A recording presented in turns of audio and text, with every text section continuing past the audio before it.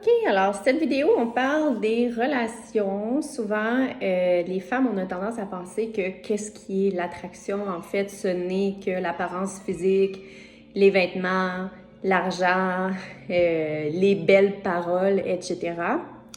Mais ça va beaucoup au-delà de ça et on parle d'énergie féminine. Et qu'est-ce que c'est? L'énergie féminine, souvent, en surface, on pense que c'est juste être féminine. Mais ça n'a pas vraiment rapport avec ça, en fait. L'énergie féminine, c'est l'énergie Gaïa, l'énergie de connexion, l'énergie spirituelle, on va dire Dieu, OK? Qui fait qu'on se sent complet, hein, même si c'est pas parfait en soi. Donc, on n'est pas en mode...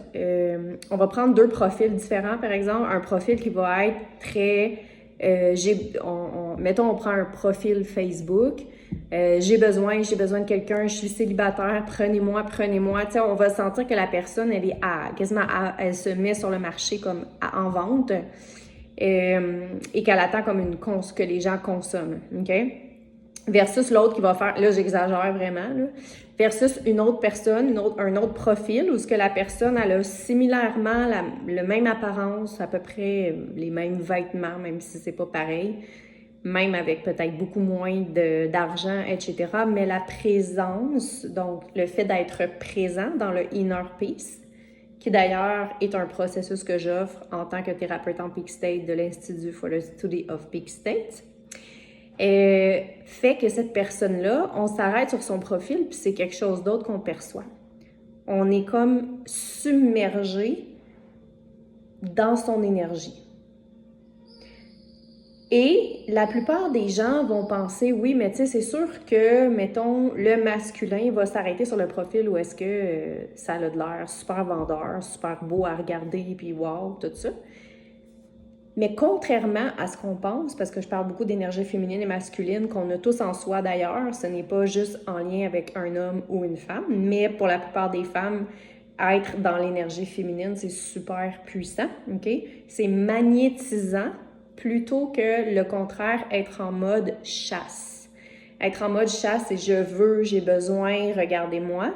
Alors que le féminin, il est en présence dans le inner peace, puis il magnétise par sa présence, par sa pleine présence. Et on pense, contrairement à ce qu'on entend souvent dans la vie, que les hommes sont pas émotionnels. Mais ils sont au contraire très émotionnels et très énergétiques. Et ils vont être plus attirés par une énergie puissante, sans le savoir, inconsciemment, que par une apparence physique, un vêtement, puis même le sexe. On va penser, oui, c'est sûr que le masculin va voir ça, OK? C'est sûr que c'est impressionnant, c'est quelque chose qui est là, oui. Par contre, c'est pas ça qui va arrêter son attention vraiment longtemps puis qui va être comme captivé, qui va lean in. Puis lean in, ça veut dire qu'il va vouloir aller à l'intérieur puis même rester là puis savoir plus puis il va même se plonger dans le mystère. OK? Beaucoup plus que qu'est-ce qu'on croit. Alors, c'est quoi la différence? Qu'est-ce qui fait qu'on dirait que pour des femmes, c'est super facile, ils n'ont rien à faire. C'est comme ils hold the space puis ils attirent tout ce qu'ils veulent. Et il y en a d'autres qui ont beau être vraiment super magnifiques physiquement, être très gentils, etc. Mais on dirait qu'ils ont de la misère à trouver la bonne personne ou à magnétiser les bonnes choses pour elles. C'est une question d'énergie. C'est une question de magnétisme. C'est une question, est-ce que je suis en mode chasse, ou est-ce que je suis en mode magnétisme? Et contrairement à ce qu'on pense, le masculin divin et non dysfonctionnel, va lean in, va se plonger énormément plus dans le féminin divin que dans, on va appeler ça le féminin aussi dysfonctionnel, celui où est-ce qu'on est en mode chassé, qu'on pourrait même appeler le whore archétype. OK? Oui, il va voir, mais des fois, rien de plus. Et ça va passer. Pourquoi? Parce que la personne, ce qu'elle est en train d'offrir, c'est de la consommation. Alors oui, ça se peut qu'elle attire des gens qui vont venir consommer puis qui vont s'en aller avec tout ce qu'il y avait besoin. Alors que l'autre personne, elle crée une espèce de mystère dans son énergie qui fait qu'on n'est jamais tanné puis qu'on en veut tout le temps plus, même après des années. Et pour arriver là, vous allez me dire, oui, mais comment est-ce qu'on fait? Pensez à Marilyn Monroe. C'était un archétype féminin qui était complètement dans son énergie féminine.